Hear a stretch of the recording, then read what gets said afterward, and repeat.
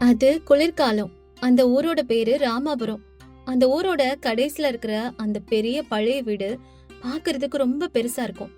அந்த வீட்டோட எஜமானி பேரு அனுஷி அம்மா. அவங்களோட பேச்சுல ரொம்ப கடுமை இருக்கும். பார்வையில அதிகார திமிர் இருக்கும். அவங்களுக்கு 2 மகன்கள்.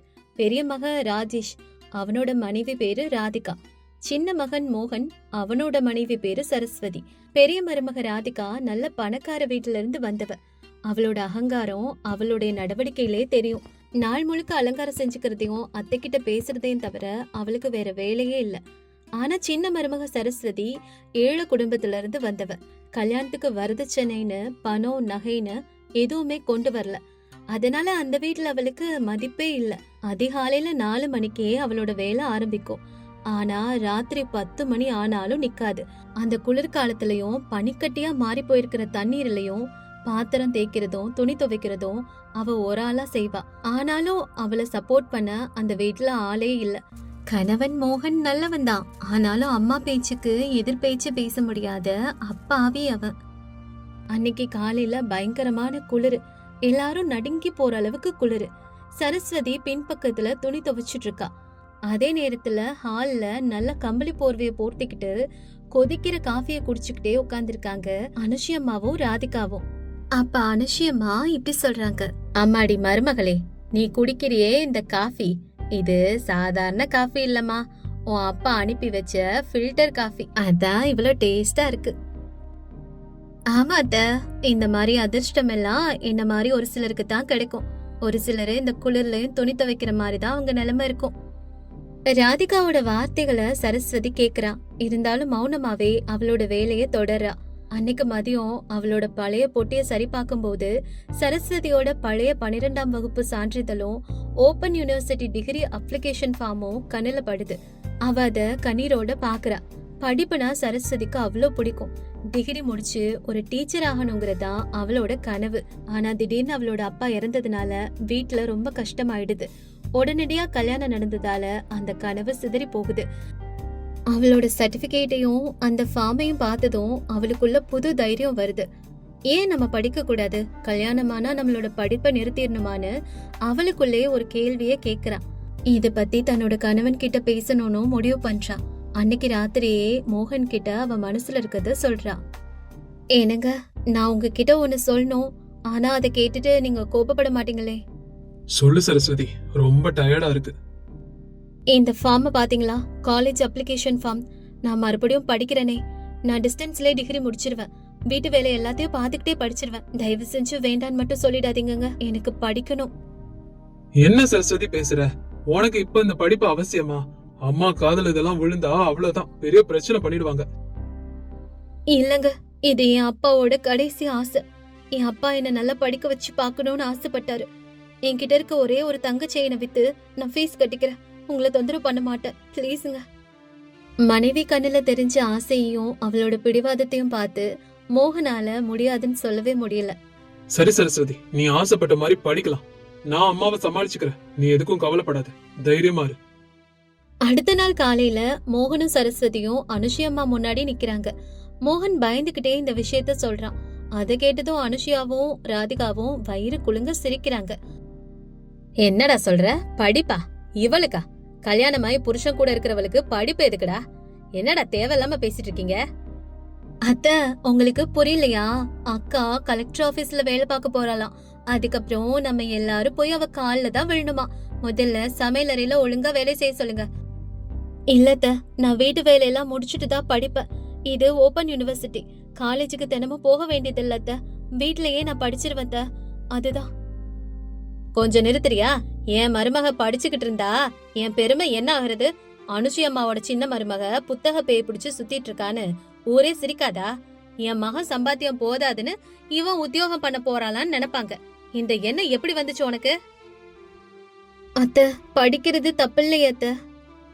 அத்த, பாத்தீங்களா, இப்பவே உங்களை எதிர்த்து பேச ஆரம்பிச்சுட்டா.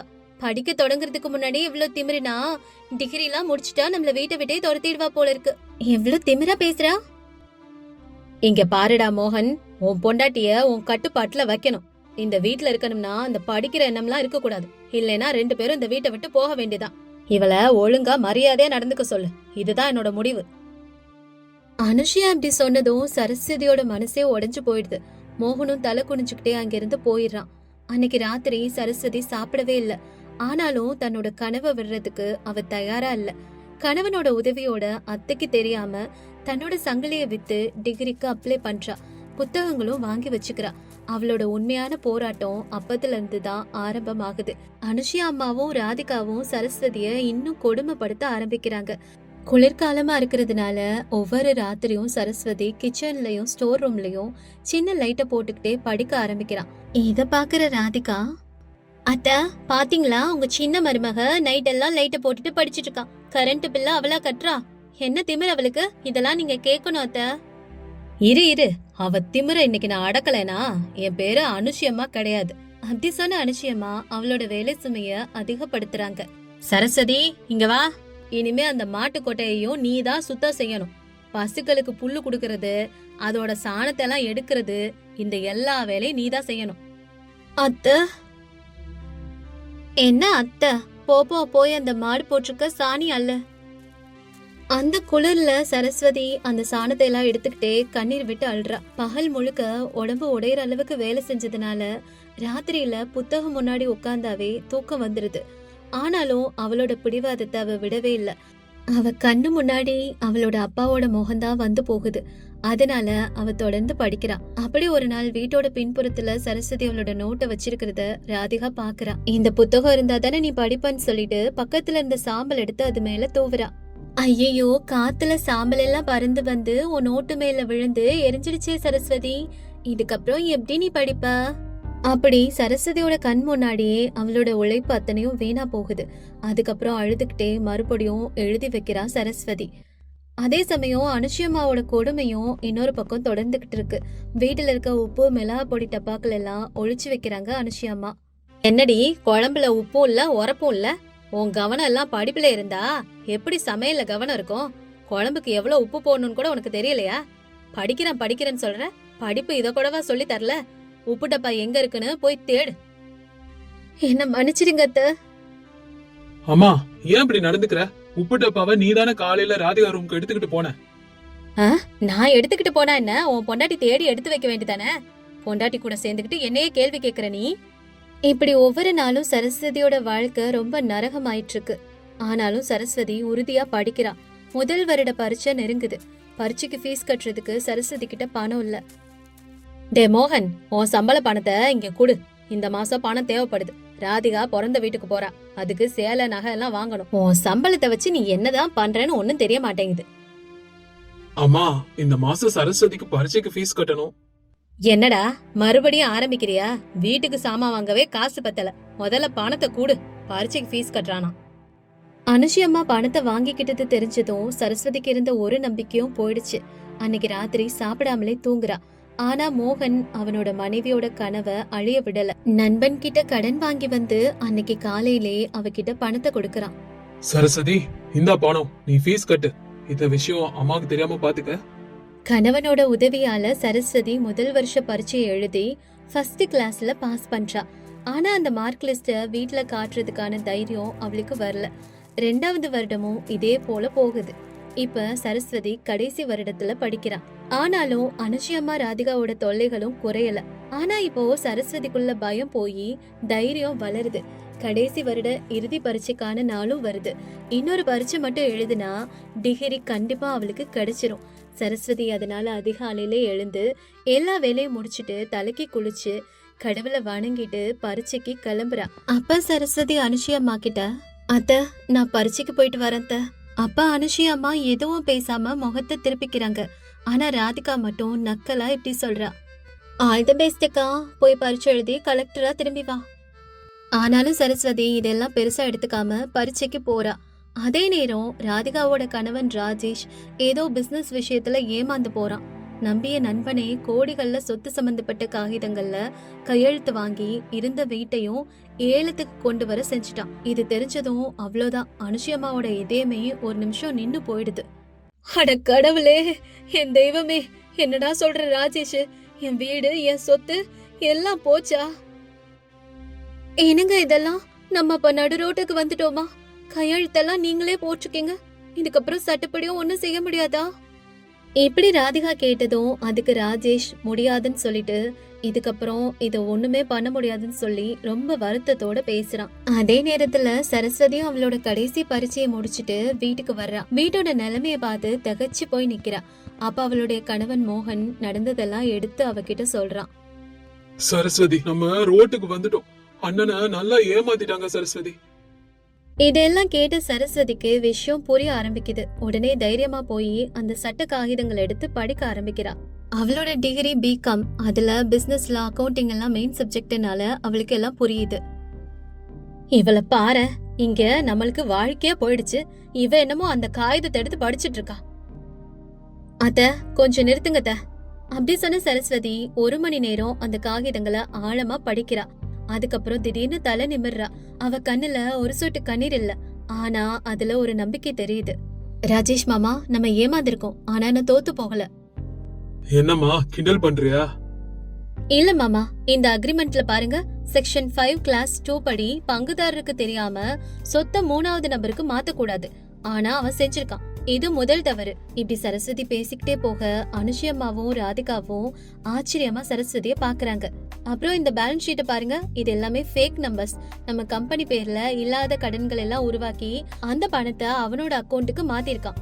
இது தெளிவான மோசடி. உடனே நம்ம புகார் கொடுத்து கிரிமினல் கேஸ் போடலாமாமா? மாமா, இந்த விஷயத்த பத்தி நீங்க கவலையே படாதீங்க.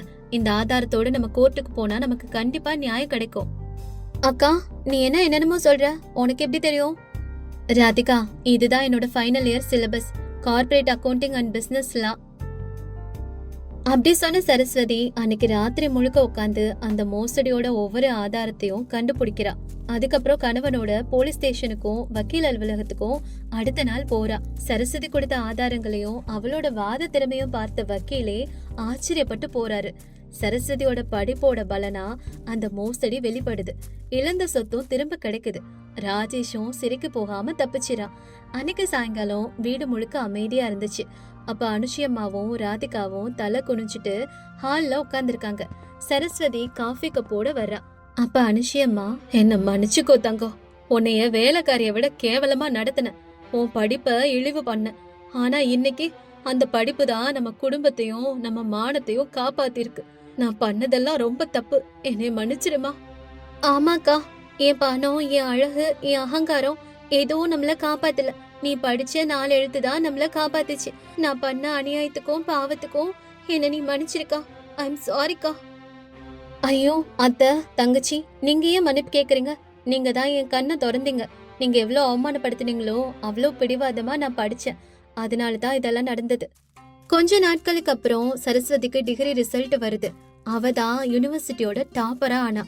அன்னைக்கு அனுஷியம்மாவும் ராதிகாவும் சேர்ந்து ஊரெல்லாம் இனிப்பு கொடுத்து சந்தோஷப்படுறாங்க. பாத்தீங்களா எல்லாரும், என் மருமக சரஸ்வதி தான் யூனிவர்சிட்டிலே ஃபர்ஸ்டா வந்திருக்கா. என் மருமக தான் பயங்கர படிப்பாளி. இப்படி அனுஷியம்மா சரஸ்வதிய பத்தி ஊரெல்லாம் பெருமையா சொல்றாங்க. சரஸ்வதி தன்னோட கனவை நிறைவேற்றினதோட தன்னோட படிப்பால குடும்ப மானத்தையும் காப்பாத்தினா. படிப்புங்கிறது வெறும் டிகிரி வாங்குறதுக்கு மட்டும் இல்ல. வாழ்க்கையில எந்த பிரச்சனை வந்தாலும் படிப்பை வச்சே நம்ம அதை எதிர்கொள்ளலாங்கிறதுக்கு சரஸ்வதி தான் பெரிய எடுத்துக்காட்டு. கொத்தப்பள்ளிங்கிற கிராமத்துல கமலம்மா காந்தாராவ்னு ஒரு கணவன் மனைவி இருக்காங்க. அவங்களுக்கு 2 பசங்க. அவங்க வீட்டோட முதல் மருமக பேரு சாந்தம்மா, 2வது மருமக ரம்யா. அவ சிட்டிலே வாழ்ந்தவ. அவளுக்கு கிராமத்தை பத்தி பெருசா ஒண்ணும் தெரியாது. ஒரு நாள் மாமியாரும் மருமகள்களும் கிச்சன்ல பேசிட்டு இருக்காங்க. என்னம்மா ரம்யா, நம்ம ஊரு கிராமம், உனக்கு இந்த சூழல்லாம் புதுசா இருக்கா? ஆமாத்த, எனக்கு இங்க எல்லாமே புதுசா தான் இருக்கு. பரவாயில்ல ரம்யா, உனக்கு போக போக எல்லாமே பழகிடும். ஆமாமா, நீ இருந்த நகரத்துல ரொம்ப சத்தமா இருக்கும், இந்த ஊரெல்லாம் ரொம்ப அமைதியா இருக்குமா. நீங்க சொல்றது ஒரு வகையில சரிதான் அத்த.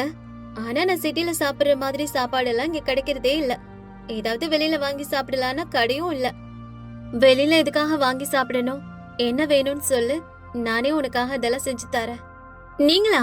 உங்களுக்கு சிட்டில செய்யற சாப்பாடெல்லாம் செய்ய தெரியாது, நானே செஞ்சு சாப்பிட்டுக்கிறேன். அதுவும் சரிதாமா, நீயே செய், நாங்க எல்லாரும் சாப்பிடுறோம். அப்படி சொல்லிட்டு கமலம்மாவும் சாந்தம்மாவும் வெளியே போயிடுறாங்க. கொஞ்ச நேரத்திலே ரம்யா தான் செஞ்ச சாப்பாடு எடுத்துக்கிட்டு வர்றா. என்னம்மா இது? என்னது இது? ஏதோ மண்புழு மாதிரி இருக்கு. என்ன சாப்பாடு இது? ஐயோ அத்தை, இதுக்கு பேரு மண்புழு இல்ல, இதுக்கு பேர் தான் நூடுல்ஸ். என்னம்மா சொல்ற? இததான் அங்க எல்லாரும் சாப்பிடுறாங்களா? இது ரொம்ப டேஸ்டா இருக்கும், சாப்பிட்டு பாருங்க அத்தை. ரம்யா அப்படி சொன்ன உடனே எல்லாரும் சாப்பிடுறாங்க. அதுக்கப்புறம் குளிர்காலம் தொடங்குது. அக்கா, என்னால இந்த குளிர் தாங்கவே முடியல. ரம்யா, இது கிராமம்ல, அதனால இங்க குளிர் கொஞ்சம் அதிகமா தான் இருக்கும். என்ன கிராமமோ என்ன குளிரோ, என்னால இந்த குளிர சுத்தமா தாங்கவே முடியலக்கா. எனக்கு இப்ப ஏதாவது சூடா சாப்பிடணும் போல இருக்கு. அப்படியா? என்ன வேணும்னு சொல்லு, நான் செஞ்சு தரேன். அதெல்லாம் ஒண்ணு வேணாக்கா, உங்களுக்கு ஏன் கஷ்டம்? ஒரு காஃபி மட்டும் கொடுங்க சூடா. இவங்க இங்க பேசிட்டு இருக்கும் போதே அங்க கமலா அம்மா வர்றாங்க. என்னம்மா மருமகளா, என்ன பண்ணிட்டு இருக்கீங்க? அது ஒண்ணும் இல்லத்த, ரம்யாவுக்கு ரொம்ப குளிரா இருக்குதுன்னு சொல்றா. அப்படியா ரம்யா, உனக்கு ரொம்ப குளிரா இருக்குதா? சூடா 2 மிளகா பஜ்ஜியும் 4 சிக்கன் பக்கோடாவும் சாப்பிட்டா குளிர் அப்படியே பறந்து போயிடும். ஆமா ரம்யா, இந்த குளிருக்கு சிக்கன் பக்கோடா சாப்பிட்டா செம மஜாவா இருக்கும் தெரியுமா? என்னமோ சொல்றீங்க, ஆனா எனக்கு எல்லாமே சைனீஸ் ரெசிபிஸ் மட்டும்தான் தெரியும். அதெல்லாம் பயங்கர டேஸ்டா இருக்கும் தெரியுமா? அத்த, எனக்கு ஒரு சூப்பர் ஐடியா வந்திருக்கு. என்னம்மா? அத்த, நம்ம ஊர்ல ஒரு சிக்கன் பக்கோடா கடை போட்டா எப்படி இருக்கும்? அட பிரமாதமா சொன்னப்போ, நல்ல ஐடியாமா. நம்ம ஊர்ல சிக்கன் பக்கோடா கடை இல்ல, எல்லாரும் பக்கத்து ஊர்ல போய் வாங்கிட்டு வர்றாங்க. அதனால நீ கடை போட்டா நல்ல வருமானம் வரும், வியாபாரமும் நல்லா போகுமா. உடனே ஆரம்பிச்சிருவோமா? அத்த, ஆனா சிட்டில எல்லாம் சைனீஸ் ரெஸ்டாரண்ட் தான் நல்ல வியாபாரம் ஆகும். நம்மளும் இங்க ஒரு சைனீஸ் ரெஸ்டாரண்ட் போடலாமா? என்ன சொல்றீங்க? சரிம்மா, 2 பேருக்கும் எது பிடிக்குதோ அந்த தொழில ஆரம்பிங்க. எது நல்லபடியா போகுதுன்னு நம்ம பாப்போம். கமலம்மா இப்படி சொன்னதும் சாந்தம்மாவும் ரம்யாவும் அவங்களுடைய தொழில ஸ்டார்ட் பண்றாங்க. அப்ப கமலம்மா வர்றாங்க. என்னம்மா மருமகளே, உங்க வியாபாரம் எல்லாம் எப்படி போயிட்டு இருக்கு? அத்த, நான் ரம்யா சைனீஸ் கார்னர்னு ஒரு கஃபே ஸ்டார்ட் பண்ணலான்னு இருக்கேன். அத்த, நான் சாந்தம்மா சிக்கன் பக்கோடான்னு ஆரம்பிக்க போறேன். போர்டு கூட ரெடி பண்ணிட்டேன். சரிங்கம்மா, ரொம்ப சந்தோஷம். 2 பேரும் நல்லா பண்ணுங்க. நம்ம ஊர்க்காரங்க எதை விருப்பமா சாப்பிடுறாங்கன்னு பாப்போம். இப்படி கமலாமா சொன்னதும் அவங்க முதல் நாள் கடையை ஓபன் பண்றாங்க. ஃபர்ஸ்ட் நாள் 2 பேருடைய கடையிலுமே சுமாரா தான் வியாபாரம் நடக்குது. 2வது நாள் ஒரு முதியவர் வராரு. அம்மாடி, புது கடையா? சரி, இந்த குளிருக்கு சூடா ஏதாவது சாப்பிடுற மாதிரி செஞ்சு கொடுமா. இதோ தாத்தா, உங்களுக்கு 5 நிமிஷத்துல சுட சுட சிக்கன் பக்கோடா ரெடி பண்ணி தரேன். நீங்க கொஞ்ச நேரம் உட்காருங்க.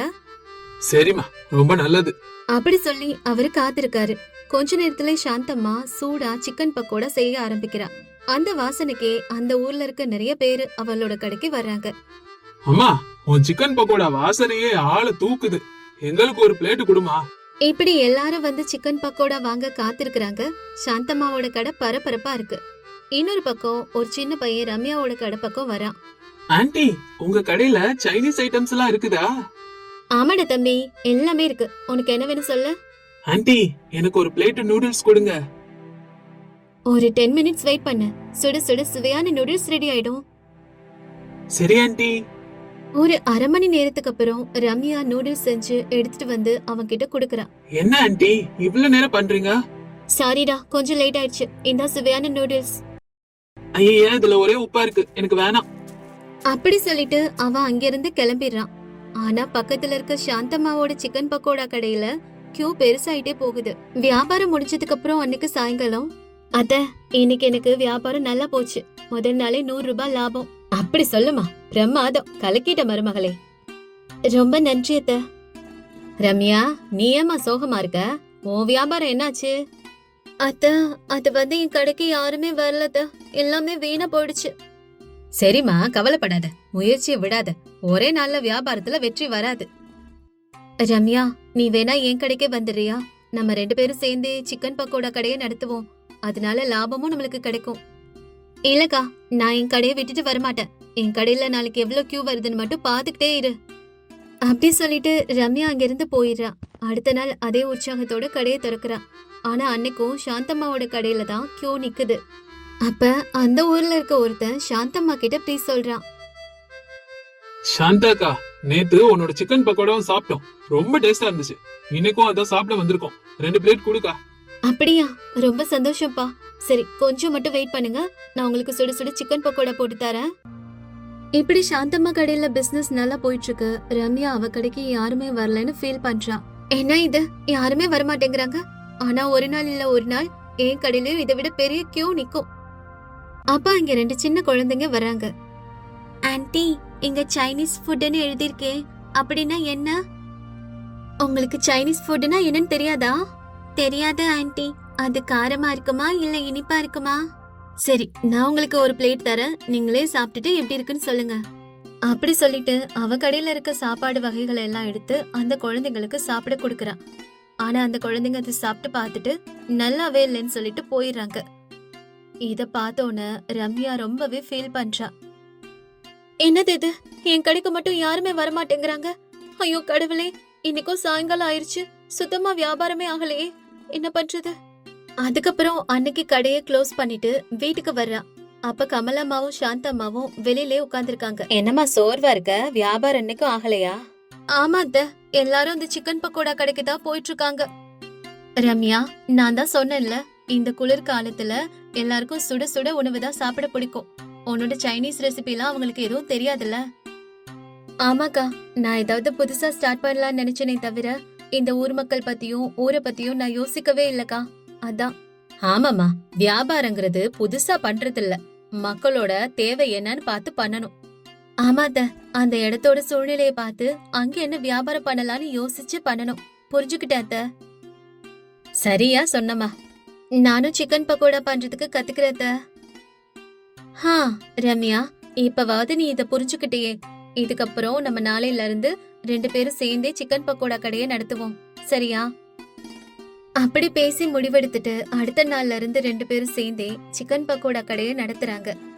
ரம்யா அவளுக்கு தெரிந்த ரெசிபியையும் அந்த கடையில செஞ்சு கொடுக்கறா. மக்கள் எல்லாரும் ரொம்ப விருப்பப்பட்டு வாங்குறாங்க. அவங்களோட கடையில வியாபாரம் நல்லா போறத பார்த்து ரம்யாவும் சாந்தம்மாவும் ரொம்ப சந்தோஷமாறாங்க. அக்கா, உண்மைதான்க்கா, இந்த மக்களுக்கு என்ன சுவை வேணுமோ அதுல சமைச்சு கொடுத்தா எல்லாரும் கடைக்கு வராங்க. ஆமா ரம்யா, ஆனா நம்ம இதோட நிறுத்திடக்கூடாது, இன்னும் நிறைய ரெசிபி எல்லாம் கத்துக்கணும். சரிக்கா, இதுக்கப்புறம் நீங்க என்ன சொன்னாலும் நான் கேட்பேன். அது மாதிரி நம்ம கடையில விலையும் அதிகமா வச்சு விற்க கூடாது, நியாயமான முறையில விக்கணும், அப்பதான் மக்கள் அதிகமா வருவாங்க. புரியுதுக்கா, என்னோட ரெஸ்டாரண்ட்ல நான் இந்த மாதிரி விலை ஏத்தி வச்சதுனாலதான் எனக்கு கூட்டமே வரல. ஆனா உனக்கு எப்படி இதெல்லாம் தெரியும்? நானும் ஒரு ஏழை குடும்பத்துல பிறந்த பொண்ணுதான், அதனாலதான் எனக்கு எல்லாரோட கஷ்டமும் புரியும். அதனாலதான் சொல்றேன், எல்லாருக்குமே நம்ம அவங்களுக்கு தகுந்த விலையில கொடுக்கணும்னு. சரிக்கா, நீ சொல்ற போலவே செய்வோம். அதுக்கப்புறம் 2 பேருமே ஒற்றுமையா சிக்கன் பக்கோடா கடையை நடத்துறாங்க. குளிர்காலம் அந்த ஊர்ல முடிஞ்சாலும் இவங்களோட சிக்கன் பக்கோடா கடையோட சுவையை மட்டும் யாருமே மறக்கல.